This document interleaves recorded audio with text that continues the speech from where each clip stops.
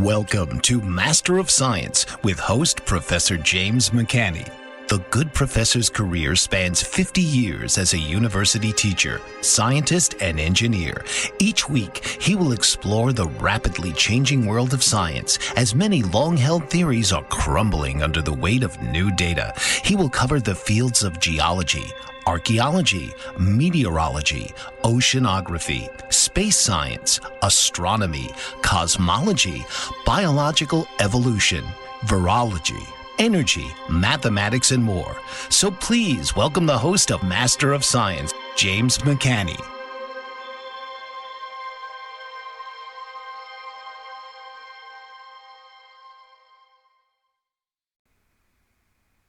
Good evening, everybody. Episode 72. Tonight is the Christmas special, and this goes way back, the Christmas special. In the 1990s, I was doing a Christmas special with a guy named Art Bell, and we did that for quite a few years. So this has a bit of history, but tonight I'll be talking a little bit about the Christmas star, something tremendous amount of misinformation out there, put out there on purpose to deceive you, the public. So what was the Christmas star? And by the way, I have some very interesting commentary tonight. I'll be talking about the KOLBRIN, something that I've not mentioned too much. As the KOLBRIN is the collection of books. It's a tremendous misunderstanding. It's a collection of books from the personal library of a guy named Joseph of Arimathea. Now, who is he? Anyway, I'll get into all of that. He was in the Bible. He was Christ's great uncle. He's the guy that took Christ's body after the crucifixion. And he spent a lot of time with Christ growing up. Christ was kind of like his shadow. He was an extremely wealthy Roman businessman. He provided Rome with metal. Because he was an Israelite, he had connections in what is now England. Anyway, I'll get into that. But the one of the books, they all knew of the ancient disasters from comets. They didn't understand them. But anyway, I'll get into that. And that brings us back to the Christmas star. What was the Christmas star? It was a comet. No question about it. And I've been talking about this for years. And what do? They come out with, it was a planetary alignment. That's the big NASA story. The atheist science. they have to cover their bases somehow. But a planetary alignment's absolutely absurd.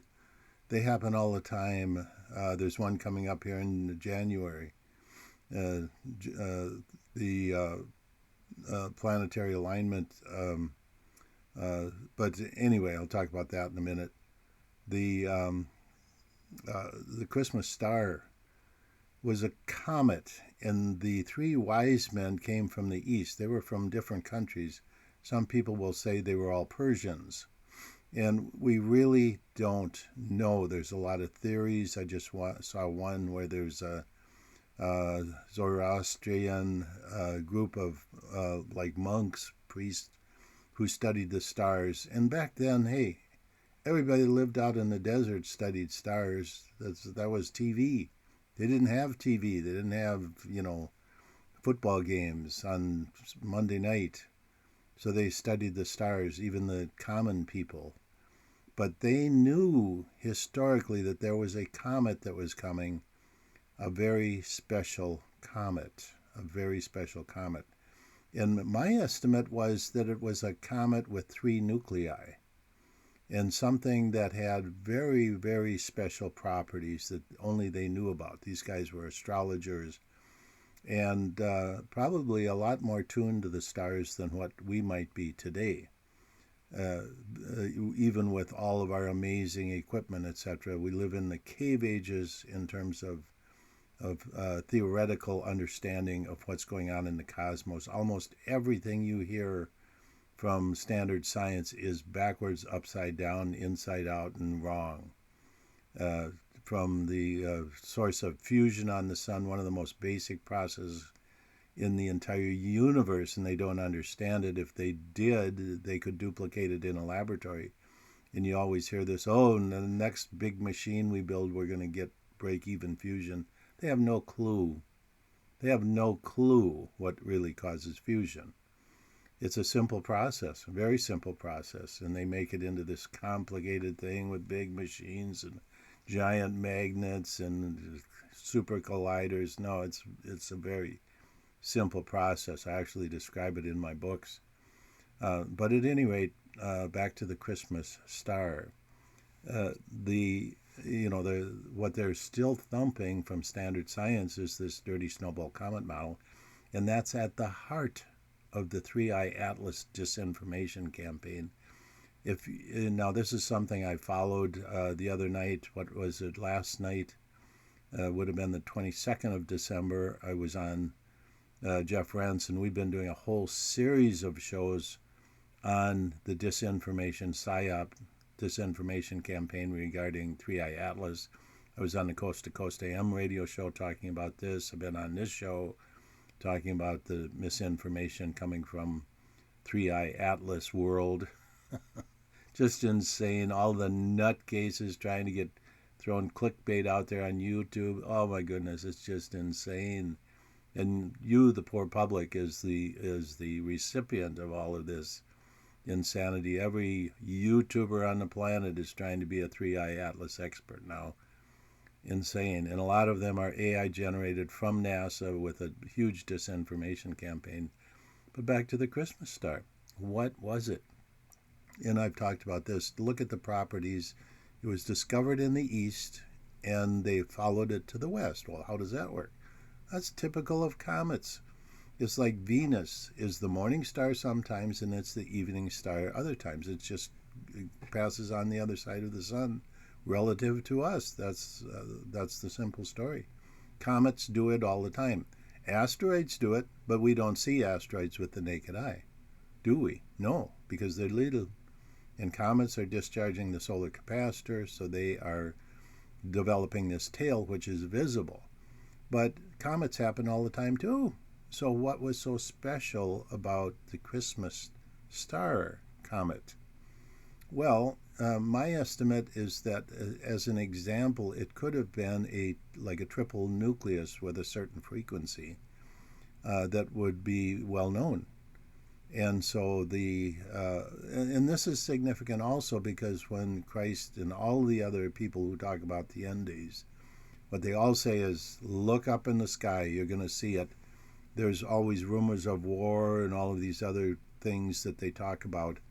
But the ultimate thing you're going to look for is when you look up in the sky, you see this baby, you're going to know that the other shoe's about ready to drop. And we're talking big comet. And so with that in mind, that is why this huge, massive push. Look at 3i Atlas. Nobody would even look at it. Nobody would even know about it if it weren't for it's not visible to the naked eye. It's not an amazing comet in any respect. It does some funny things. It's a bit more active comet, yeah. But I've talked about this before, if you look at it in the eyes of the plasma discharge comet model, it's a normal comet. It's just because it's moving so fast, it has a higher discharge rate of the solar capacitor. Therefore, it has a sunward spike. It maintains. It has the green-colored coma. It's very visible because of the high charge concentration of charge, negative charge in the nucleus. It has this positive ion cloud surrounding it, etc. And so in the X-rays and the non-gravitational movement, all of these things are explainable from the plasma discharge comet model. But they're throwing out this dirty snowball comet model, and if you look at all of the videos collectively, whether it's the AI chicks, I call them, these women with a lot of hand movements, and oh, what is it? What is it? And they're all throwing out what they're all paid. They're all paid mouthpieces. They're all getting money to pump the idea that comets are dirty snowballs. That's the core of the disinformation psyops of 3i Atlas, is to make everybody think that the comets are dirty snowballs. Why? It's a control issue, and I've said this all along. In fact, this did come from my beginning to understand this came from Art Bell. I was on literally a Christmas show. We were talking about this about 1995, and we were talking about the Russian space program on that particular show. It was a Christmas special, and so he diverted, which is very unusual for him because Art was an atheist who rarely talked about religion, and we were talking about I think the Christmas star came up. But he came out and he said, look, James, your comet model, the plasma discharge comet model, is clearly correct. Uh, uh, what is it with this? What are they resisting?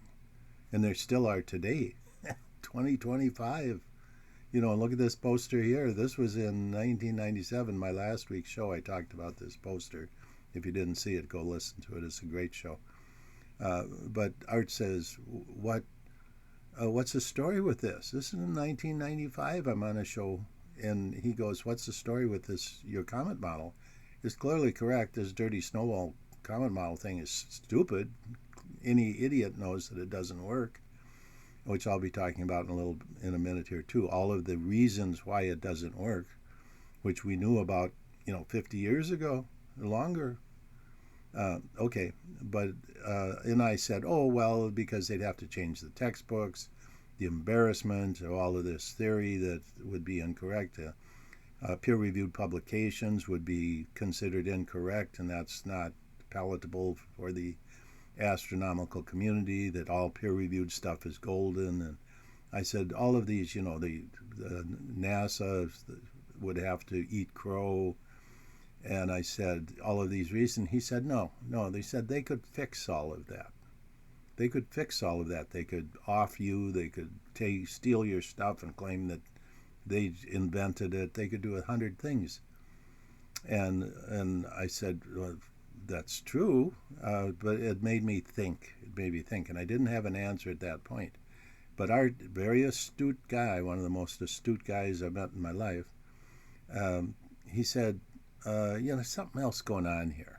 And we didn't figure it out at that time, but later, eventually, I did figure it out. And it's a control issue, because if you go back to the Bible, comets come up, the Noah's flood.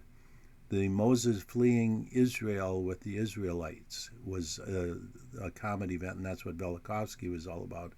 And that's why they had to slam dunk Velikovsky and keep him out. Oh, Velikovsky proven wrong. No, Velikovsky was right on, 100% accurate. Venus was a comet. It was captured by Jupiter. He was wrong about a few things. It didn't come out of Jupiter. It was captured by Jupiter, because Velikovsky did this in 1950. He was studying calendars, not astronomy. He was looking for some worldwide event. It could have been a war. It could have been a plague. It could have been something. But no, what did he find? It was this Venus the comet thing that all of these cultures, probably around 1500 BC was his estimate. But I don't pick dates myself, because but he has the best date that I've seen. And that's what this whole Younger Dryas disinformation campaign is about, that 11,000 years ago all this stuff happened at one time. No, there were multiple events. And we know that from the Egyptians, when Solon, Aristotle's uncle, went back to Egypt to ask the priest cults what happened. And they said, no, you guys don't know where you came from. He talked about the Atlantis. The Greeks were having an international war with Atlantis. And then Atlantis went under in a natural event, went under the sea. It was probably a slewing event. And Atlantis, I discovered, was in the South China Sea. Literally, it's been excavated, literally, by the U.S. Navy. Back when I wrote my book, Atlantis to Tesla, the KOLBRIN Connection, I released that information, and the real discovery is made by a Brazilian physicist who took a grid work, and he said, what are all the properties we know about Atlantis? And he said, okay, here's all the properties, and where is the place on the planet Earth that fits all these properties? And the only place was the South China Sea, and that's where it is, and that's where literally it had been discovered, and the U.S. Navy was excavating the Atlantis back in the late 1990s. Okay, So back to the Christmas star and comets. So the whole issue of comets, the Christmas star is a comet. Boy, they just don't want you to know anything about comets. This entire Three-Eye Atlas misinformation campaign is to try and force the public just by repetition, whether it's an article or whether it's in a newspaper or Fox News or whether it's Avi Loeb or whether it's NASA or whether it's 1,000 new YouTube channels that AI generated. The one central core theme of all of them is to try and push this dirty snowball comet onto you. And I'm the only voice out here talking about the insanity of that.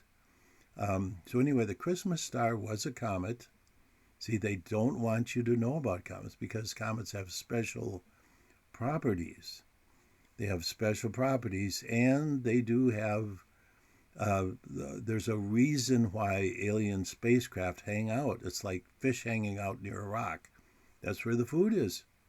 You know, why would aliens hang out around a comet? Because of the discharge creates a magnetic field, which you can use your non-inertial propulsion systems, something I invented also, because back in the late 70s, early 1980s, I was the only person that understood the electrical nature of the solar system. I invented it.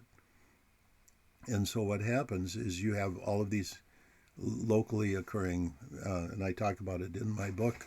I'll be talking a little bit about this book here, which is available on Amazon, or it's available on my webpage, Principia Meteorologia, the Physics of Sun-Earth Weather.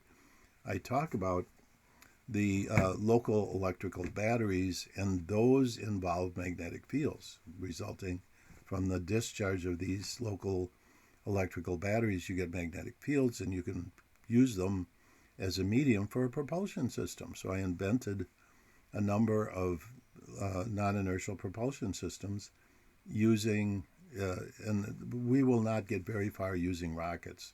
I like what Elon Musk is doing, very innovative, very high-tech work, but rockets are not going to get us very far in outer space. It's just the way it is. And so anyway, you have to understand these things, and that's the Musk and his entire team of really good engineers don't have a clue.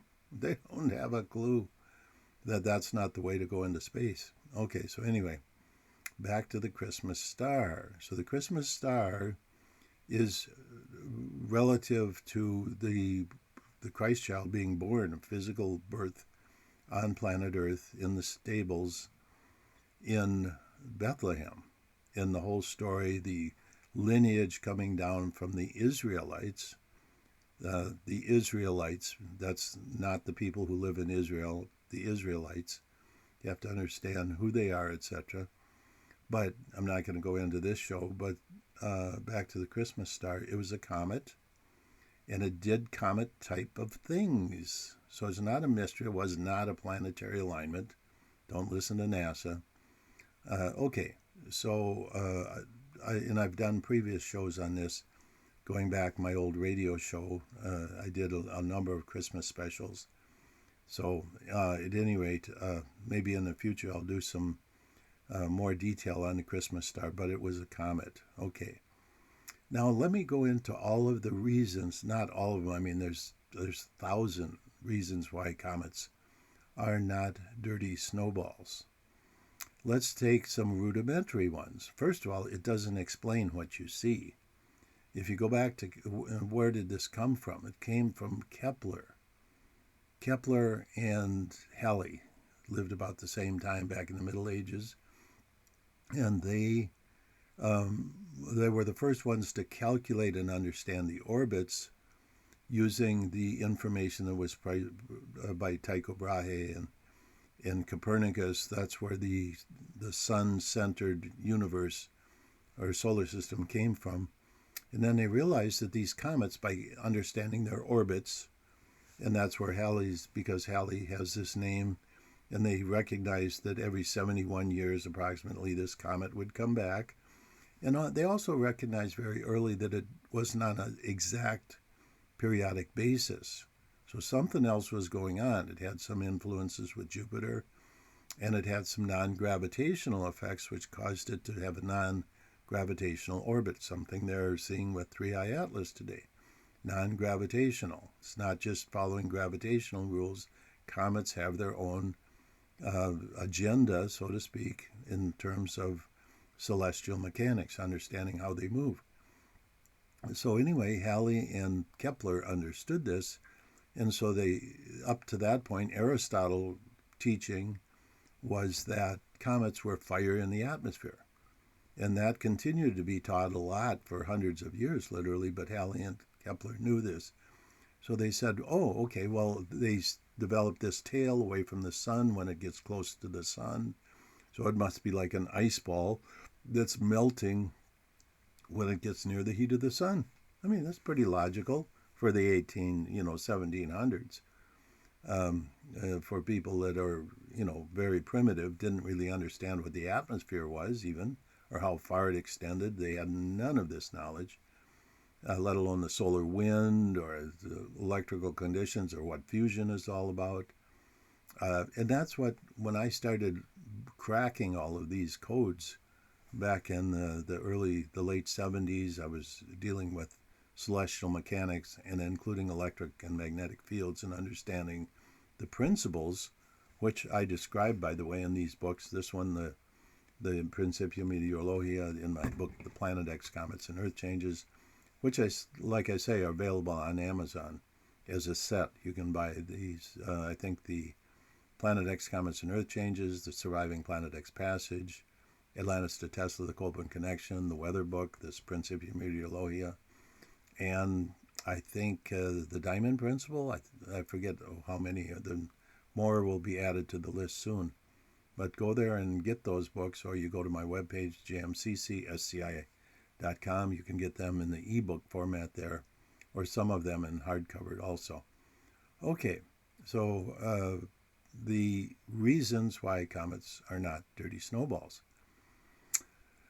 First of all, like I say, it doesn't explain anything we see. How about X-rays in comets? No. An ice ball generating X-rays. I'm sorry, boys and girls. Comets made out of dirty snowballs. No. Okay, but let's look at the very rudimentary part of the dirty snowball comet model, which when Whipple suggested it officially in 1950 to counteract Velikovsky, they called it the ice ball comet model. And if you look at my early writings, you will see my writings in the 1979 to 81 era, the Cornell years. They called it the ice ball comet model. Then it became the snowball comet model. Then it became the dirty snowball comet model. Then it became the really dirty snowball comet model, where the ice is not visible on the surface. Oh, it must be down deep in the core someplace. But there was nothing coming out. But anyway, going back to say what we knew in the 1970s or before about comets, here's very simple. Okay, what the story is the sunlight hits this icy, snowy nucleus, sublimates, in other words, it goes right from the ice state to the vapor state, and this vapor of water comes off, and that forms the water comet tail. Sounds pretty simple. The only problem is, once it starts to form the tail, the coma, that blocks the light from the sun from hitting the nucleus. There's no light hitting the nucleus because it's being blocked by the coma, so it's self-defeating. The theory doesn't work. The first onion layer doesn't work. And they're still pumping this. What a bunch of morons. I mean, and then, but it's getting back to the reason, the Art Bell question. What is the real reason they're not allowing the public to understand what comets really are? I'm going to read in a minute from the KOLBRIN, and now you're going to get the real message that comets can be big and they have devastated Earth in the past. I mean, they've just run it into the ground, devastated the population, and amazingly enough, the human population did not go extinct. because man is very resilient, more so than mastodons and saber-toothed tigers, which did go extinct. But the real issue is they don't want you to know what comets are, because it's a control issue. If you knew what comets were and you knew that one was coming, inevitably you wouldn't pay your mortgage payment, you wouldn't pay your insurance, you wouldn't watch the evening news and be distracted by every little thing. And the evening news is the biggest distraction. That's what it's meant for. Oh, the evening news, the jobless rate, the war in Venezuela, everything, all these people pitted against the police, defund the police, no, fund the police. Everybody's fighting. It's the Communist Manifesto at work. Make everybody fight against everybody else over every little thing. That's what's going on, division in the United States. And there's a lot of misinformation. There's a lot of people that are out there driving misinformation, and they get on the big radio shows. Like Joe Rogan's show is a disinformation platform. It's controlled. It's the biggest radio shows on the planet. And a lot of smaller ones are being totally content controlled. Okay, so why don't they want you to know about comets? Because if you really knew about them, you wouldn't make your house payment. You'd stop making your insurance payments. You'd probably stop going to work. And remember, now that we're celebrating Christmas, the thing that got Christ in trouble with the boys, with the Jew masters, the people that were in charge of the money changers, remember them? He threw them out of the temple in a fit of rage because they were using the temple as a platform for profit. Yeah. And so the last thing was his Sermon on the Mount, and other sermons around that time of his teaching.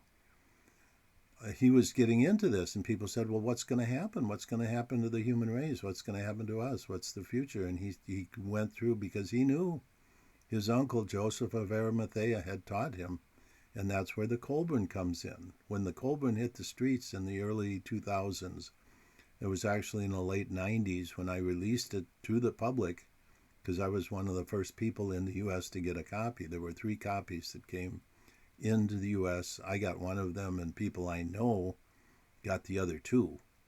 And then before you could shake a stick, it got subverted, and now there's a bootleg copy on Amazon that they're selling.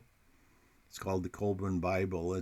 Don't buy it on Amazon, because get it from the real source, from Australia and New Zealand, from the Chaldean Trust. ChaldeanTrust.org, I believe, is the webpage. CULDIAN, Chaldean Trust. And buy it through them to get the original copy. But I'm going to be reading from that in a minute. Like I say, when you understand what comets are and what they do, would change the way you live and all of the public. So the controllers, the monetary system that controls the news, the companies, everything, the governments, including the United States, all of those people would lose power overnight if people understood what a comet really was. Thus, 3I Atlas, a comet that nobody would even know about, if it weren't for all of this hullabaloo about it, people wouldn't even know about it. People wouldn't care. It wouldn't be part of your vernacular. It wouldn't be part of anything you'd think or talk about. But in the central core of all of the disinformation, like I say, whether it's Avi Loeb, who thinks it's a spaceship, whether it's NASA, who denies that it's a spaceship, that it's just a regular dirty snowball comet, all of the nutcases out there with YouTube trying to get clickbait, whether it's paid actors like what I call AI chicks, who read a script basically designed for them, and in a lot of cases they're real commentators but reading an AI script, or being paid by under the table in a subtle way through their YouTube channels, getting a lot of activity to pump the dirty snowball comet model. Simple as that. because it is such a factor. And they consider this also their secret knowledge. That and so it's like I compared it to like the flat Earth teachings of the Middle Ages. They were in the Middle Ages. They were talking about they were teaching the commoners that the Earth was flat. Columbus knew it wasn't flat. All the intelligent people, all the governance of the world knew that the world wasn't flat. Back to the Greeks. The Greeks measured the diameter of the Earth and the circumference of the Earth. They actually measured it. So it was known about, but the ignorant public was handed a platter of flat Earth.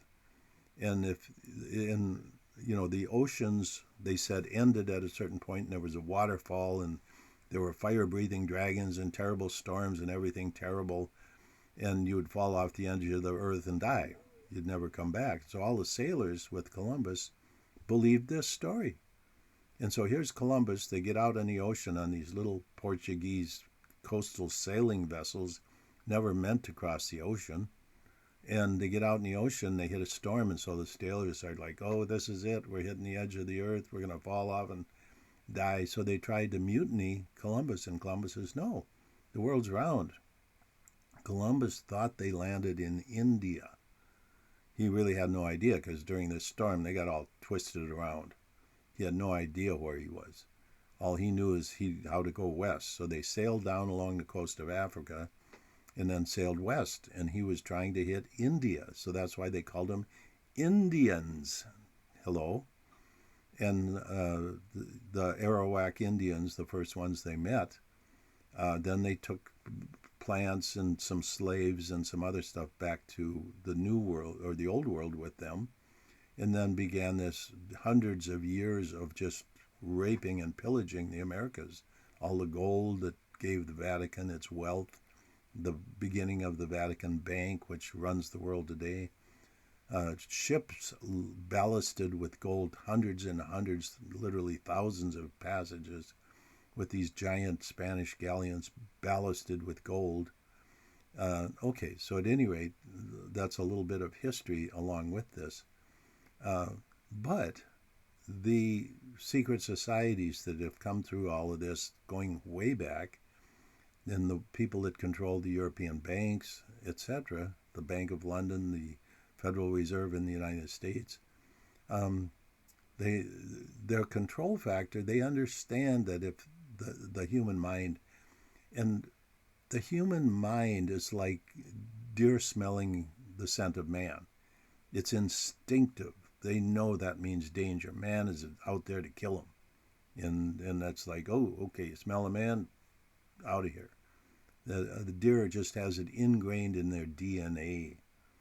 And likewise, the human being has it ingrained literally in their DNA that comets are dirty, or not dirty snowballs, that are these very dangerous things. So they have to, just like the flat earth, it's a mental control. The flat earth, why was it a mental control? Well, if you were a young, strapping, macho man back in those days, the Middle Ages, what do you want to do? You don't want to sit around this stupid little town and pick wheat berries. You want to get on a ship and go out and have adventure. Well, if the world is flat and you're just going to fall off the edge and die, not much adventure there. Kind of stupid. And so all of the populace were fed this plate, this steady diet of the earth is flat and there's, everything terrible out there. And that's what they're doing today with the dirty snowball comet model. They're pumping this into the public because look at the texts, look at the ancient texts, and look at the prophecies. They say all of these things, rumors of war, all of these things will be going on, but the last ultimate thing you're going to look for is you look up in the heavens. When you see it coming, you know that the time is near. And I had an interesting experience in the last week where I was talking to somebody, and I'm not going to say who or why or what, but a person, official person, a religious person, let's put it that way, who was relatively significant. I'll just put it that way. And this person, he just casually mentions that within our lifetimes, the second coming of Christ would happen.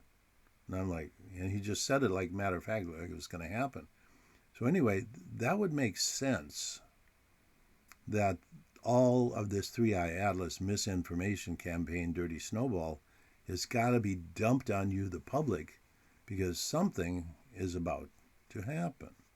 Now, I don't predict the future, and I don't pretend to know anything about the future. All I'm telling you is that you put all of these factors together. Why are they doing this? Why are they this huge, massive? I've never seen anything like this. If you look at 9/11, you look at COVID, you look at all of these other things that have happened and all of the misinformation and all the information that's been put out for the public to digest. This dwarfs all of them put together. So it looks like something's about to come down. That's all I can tell you. I don't have any information. Okay. So I'm just going to stop there. But anyway, let's try and take another example of why the Dirty Snowball comet model does not work. The one I gave you is that it's self-defeating. As soon as the coma begins, the sun hits this alleged snowball. It forms a coma. It's white and it has dust in it that blocks the sunlight. It's self-defeating. It can't work anymore because the sun is being blocked by the coma that it generated. Okay, second of all, if that were the case, if you followed the actual model, then the tail would be really skinny and little, and it would come off in little like spigots, kind of. But now that we've seen a comet nucleus, we see that you look at, a dozen or so comet nuclei that we've been near, there's nothing coming up off the nucleus. The Rosetta mission from the European Space Agency had the Philae lander landed on the nucleus of Comet 67P. There's no ice, there's no water, there's no snow, nothing coming off the nucleus.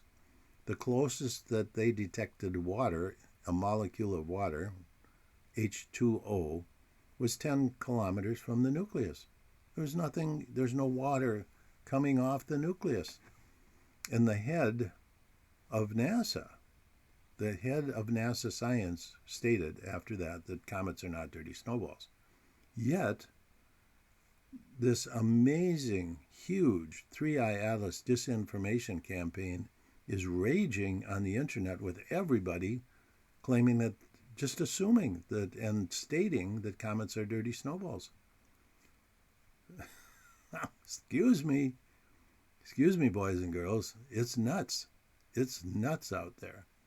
I mean, try and make sense out of what's going on politically in the world today. It's bonkers. Excuse me, but I don't know anybody that signed up for what's going on today. Okay, enough of that. I don't want to get political, but it's something really strange is going on out there. Okay, let's just pick up one other thing about comets. The one thing you see regularly with comets is this ball halo around the comet nucleus, and it's fluorescing. It's like a light bulb.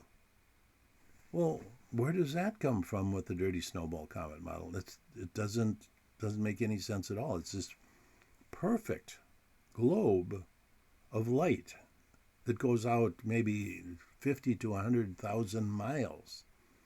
And you see it, and it's a color green. They have no idea. There's no place for that. How about the electrical activity that's going on, or X-rays to the sunward side? 30,000 miles to the sunward side of the nucleus are X-rays. From an ice ball? What the heck? And that's a picture right here. This picture right here depicts this, and I talked about this last week. This yellow portion right here is the region of X-rays, and I talked about that here, these pictures. And this is a picture of Venus with showing X-rays. But look at last week's show, where I discuss this whole poster, which is from, like I say, 1997. Okay, now I'm going to read from the KOLBRIN. And let me just pull this up here. And then I'm going to discuss the whole issue of big comets and what they can do to Earth. Now, when I do this, just consider you're a controller of Earth, financial, you're in the banking industry, you're invisible, nobody knows your name, you control the politicians in Washington and London and Moscow and Beijing, and you have all of this control. And you don't, what do you want to do? You want to control the public. Well, what's the one thing you want to make sure the public doesn't know about? That there's something out there that they don't have control over. And that's the thing. When people look up and they see this big thing, comet, NASA's going to say, oh, that's a dirty snowball. And they've already done this with Hale-Bopp. Hale-Bopp was literally Planet X. Was literally what Harrington discovered. In my book, I have a book on that. It's called Planet X, Update 2020, The Real History of Planet X. It's on my webpage, where I discuss the entire history of the discovery of Planet X, the real Planet X, which became the nucleus of Hale-Bopp. And that whole crazy time in history, I describe what happened there. CIA cover-ups and inventing people, crazy people who talk to aliens. It was nutso, but all fabricated to keep you, the public, from knowing what was really going on. Okay, so let me pull up the KOLBRIN here, and I'm going to read this. But like I say, keep in mind, imagine you're a controller of Earth, and you want the public controlled. You want the public controlled. You don't want them to know what's going on. And all of a sudden, here's a book that comes out. It's called the KOLBRIN. It's an ancient book from the Library of Joseph of Arimathea. And back in the year, like the time of Christ, everybody knew about this. Christ talked about it. And the controllers were deathly afraid that the common person would get to understand this story. But first, one other quip here. I want to interject. Imagine the paranoia of people who are leaders. And I wouldn't even call them leaders, they're scammers. People that get control of power and then go psycho. And this is just a common theme throughout history. You know, pick a country, pick a regime, pick a emperor, pick a whatever, and they all inevitably go bonkers with power. And then there's the decline, but they have this paranoia, and then rightfully so. But people gravitate towards government, if you want to call it that, or leadership, because it's profitable. It's always been real profitable. And so anyway, but it's a psychological thing where they fear somebody else taking over their position. And it's going on today. The same thing. You find these people gravitating towards political positions because of power and money. And then they become psychologically deranged. Anyway, let's look at Herod, a good example. Remember the three kings? The three kings show up, and they're coming through. They're getting closer to they're following the star, and they go. And Herod's astrologers knew about this too. Everybody knew in the higher levels of understanding that Christmas star. Everybody saw. Herod's astrologers had told him there's something going on. The Messiah, the new leader of the world, is about to be born here, or has been born. So all of a sudden the three kings show up, the Magi, and they say, hey, we're following this star, and we're looking for the birthplace of the king of the world. The Messiah, the person that's going to take over all of the governments of the world. And so Herod's like, he's like, holy cow, this is real. So he tells them, when you go find him, come on back and tell me where he is. And the kings are like, this guy's not real. There's something going on here. So they find a different route to go back to their homeland after they visit Christ and give him the gifts, gold, frankincense, and myrrh, indicating kingship and his role in the governance of the world, and also foretelling his death, this crucifixion, because they understand the scriptures. These people are learned people. They're wise men, as they call them. But at any rate, back to Herod. Herod is like, oh my goodness, here's a guy that's going to take over my gig here. And so what does Herod do? After a while, he realizes these three king guys ain't coming back, and they probably found him, so the kid's out there. And he goes, okay, so he has the firstborn male of every family killed, or the most recent born, like within 1 year old or something.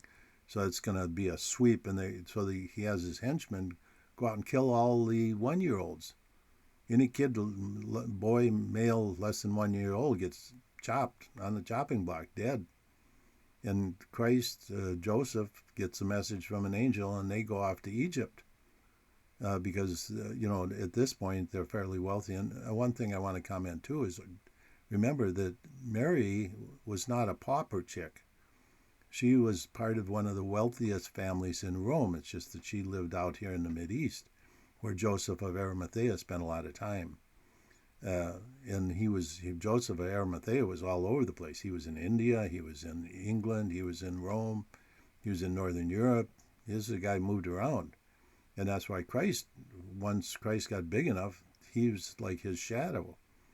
And Joseph of Arimathea had this amazing library. Anyway, I could go on and on about that whole thing. And that's where the KOLBRIN came from, was Joseph of Arimathea. But back to Herod. He goes out in his paranoia of losing power. He has all the 1 year olds killed, all the male 1 year old killed.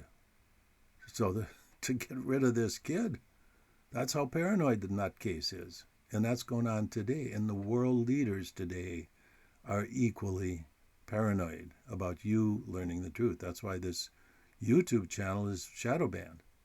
That's why instead of getting, millions of views, it's getting 500 or maybe 1,000 now. I don't know what is going on.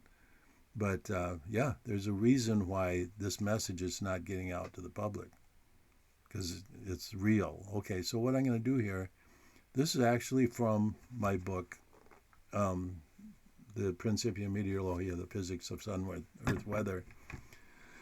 And I'm talking about the weather. Let me see, the chapter name here is Biblical Weather. So I talk about the biblical weather, but I just want to read this relative to, and it's an extract word for word from the KOLBRIN, of which I had permission from the authors of the KOLBRIN. I had written permission to use this in my book. And by the way, they gave me the KOLBRIN. Why did I get one of the first 3 copies of the KOLBRIN that came into the USA? Because they knew about me being on radio shows, etc., as being a scientist who could interpret them. Okay, so here we are.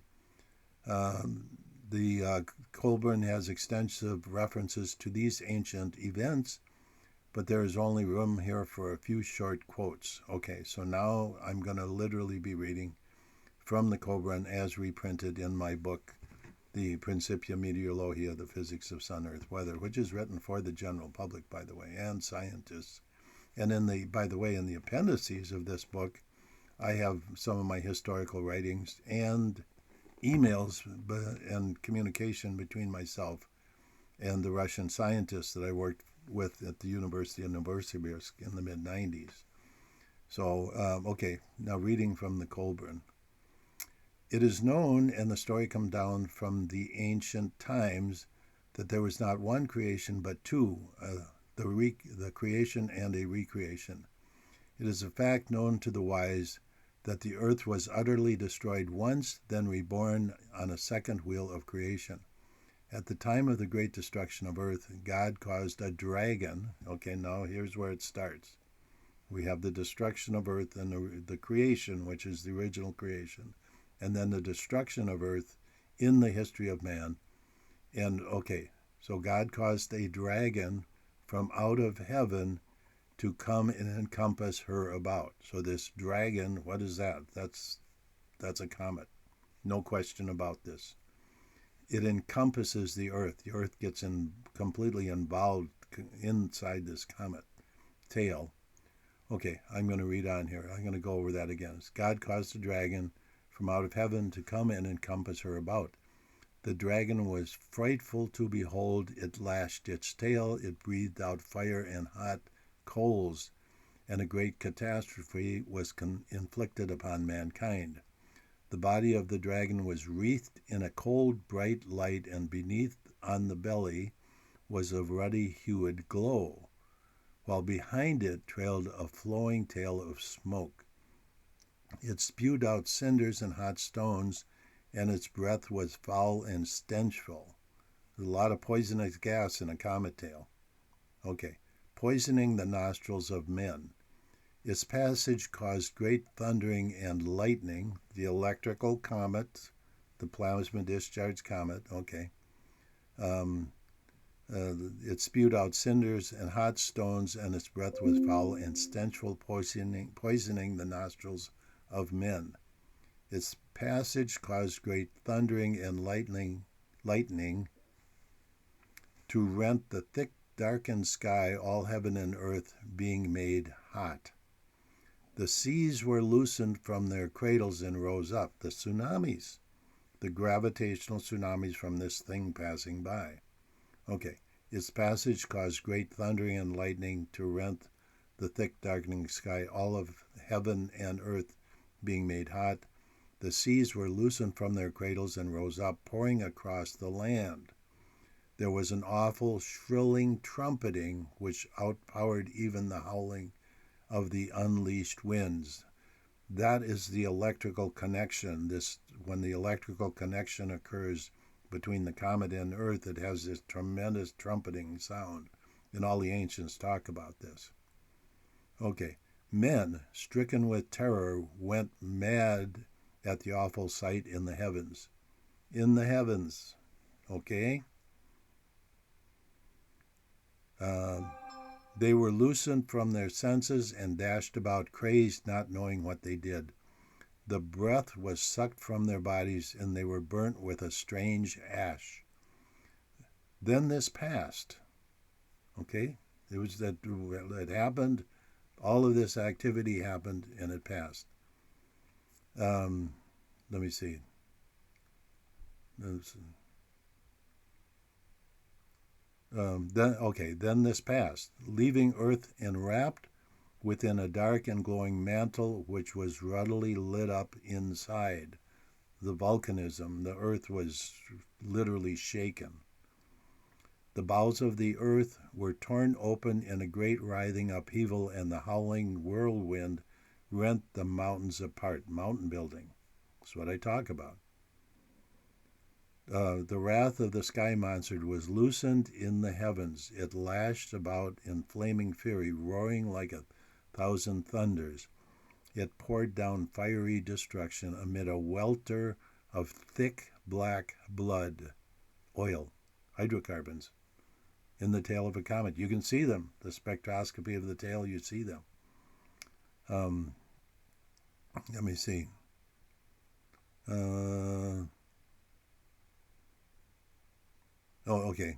Destruction amid a welter of thick black blood, the oil. So awesome was the fearfully aspected thing that the memory mercifully departed from man. His thoughts were smothered under a cloud of forgetfulness. This is what Velikovsky, a psychologist, a trained psychologist from Russia, talked about. He said this is collective amnesia, that man literally forgot about it. It was something so terrible that it was stricken from his memory. Okay, now, this is something I've talked about from my very early studies of comets and these events. There was more than one comet in the sky at the time. Interestingly enough, Comet Hale-Bopp was in the sky at some of these time frames. Okay. The first sky monster was joined by another, which swallowed the tail of the one going before. They combined. They literally combined. The discharges combined. But the two could not be seen at once. The sky monsters reigned and raged above the earth, doing battle to possess it. But the many-bladed sword of God cut them in pieces, and their falling bodies enlarged the land and the sea. So they divided, and pieces of those comets came into the Earth's atmosphere. These are the ancients. Did they make this up? No, they didn't make this up. How could they make this up? And it all fits perfectly with the plasma discharge comet model. Now, let's get back to the rulers of the world that want you to think that comets are dirty snowballs. Now, do you see the what's going on with 3i Atlas? It's a disinformation campaign to make you, the public, think flat Earth, dirty snowball comet model at every turn. Okay, so let me scroll here a bit. So the many-bladed sword of God cut them in pieces, and their falling bodies enlarged the land and the sea.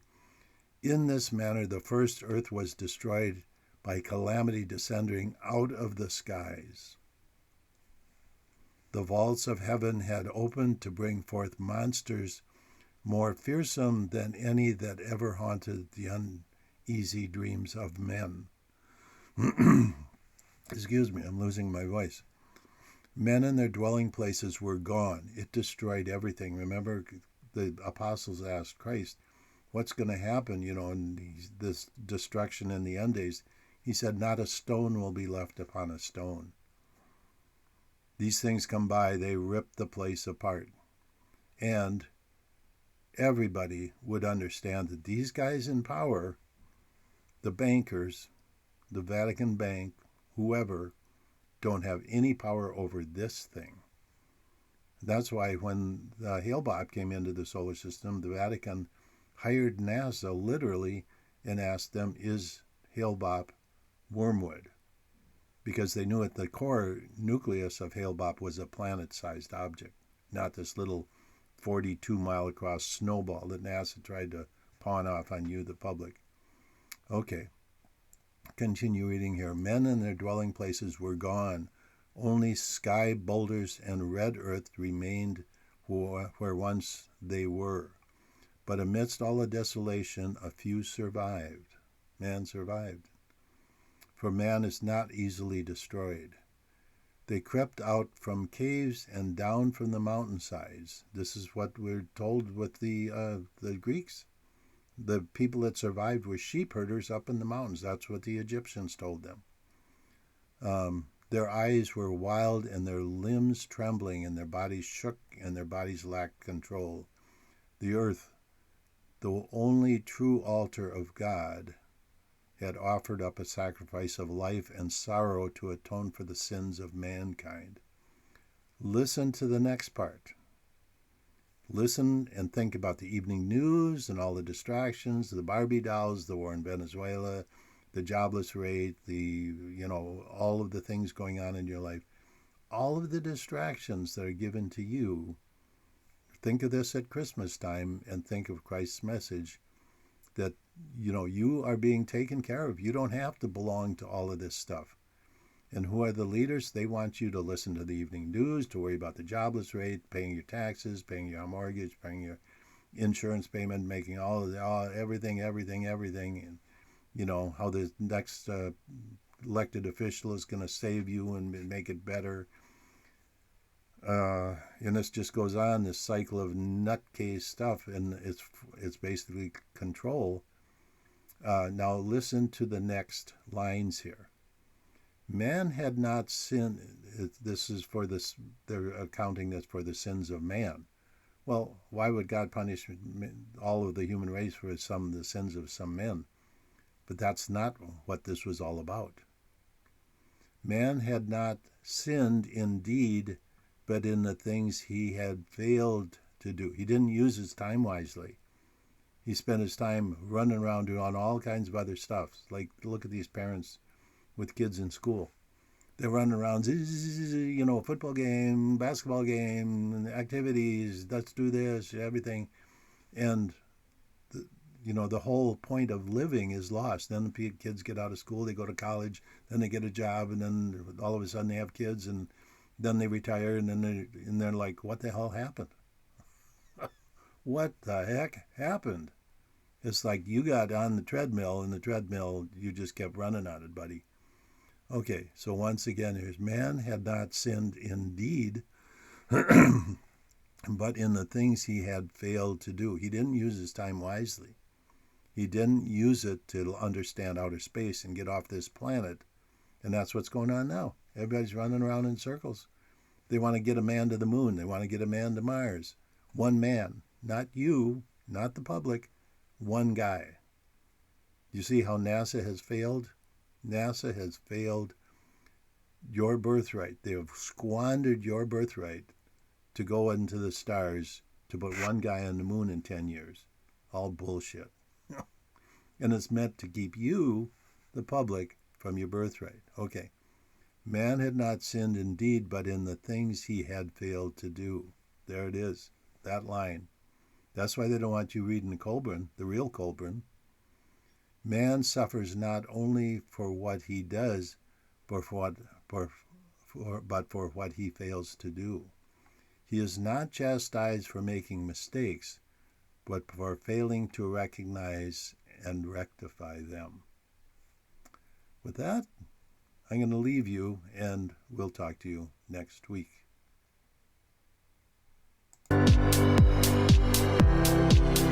This has been Master of Science with host James McCanny. Join us each week as James will delve into historical figures such as Nikola Tesla, Albert Einstein, and the great mathematicians as we explore the history of man, Earth, and our universe as you've never seen it before. Tuesdays, 7 p.m. Eastern,